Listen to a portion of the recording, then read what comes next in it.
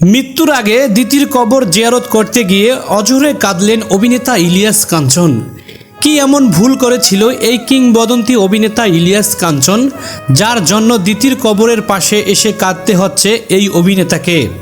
দর্শক, আজ জানবো ইলিয়াস কাঞ্চন ও দিতির অজানা কিছু কথা। নারায়ণগঞ্জের সোনারগাঁও উপজেলার দত্তপাড়া গ্রাম, চারপাশে নীরবতা আর মাঝে একটি কবর, যেখানে চিরনিদ্রায় শায়িত আছেন এক সময়ের জনপ্রিয় চিত্রনায়িকা পারভিন সুলতানা দিতি। দেশের মাটি ছেড়ে যাওয়ার আগে ঠিক এই জায়গাতেই শেষবারের মতো ছুটে এসেছিলেন তারই এক সময়ের জীবনসঙ্গী কিংবদন্তি অভিনেতা ইলিয়াস কাঞ্চন। এক সময় ভালোবাসার টানে দ্বিতীয়বার সংসার বেঁধেছিলেন তারা দুজন, কিন্তু সেই সুখ দীর্ঘস্থায়ী হয়নি। আগের সংসারে সন্তানদের অসম্মতি আর পারিবারিক নানা জটিলতায় বিয়ের মাত্র 1 বছরের মাথায় ভেঙে যায় তাদের সম্পর্ক।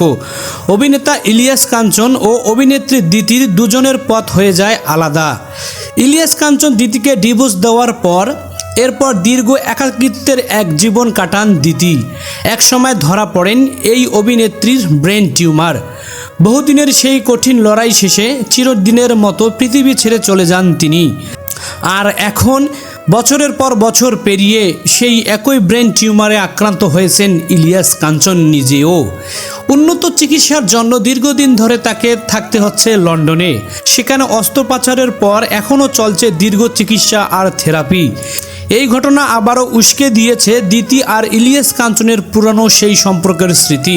কেউ কেউ আবেগের বশে একে ভাগ্যের নিষ্ঠুর কাকতালীয় ঘটনা হিসেবে বর্ণনা করেছেন, যদিও এমন কোনো দাবির বাস্তব বা বৈজ্ঞানিক ভিত্তি নেই।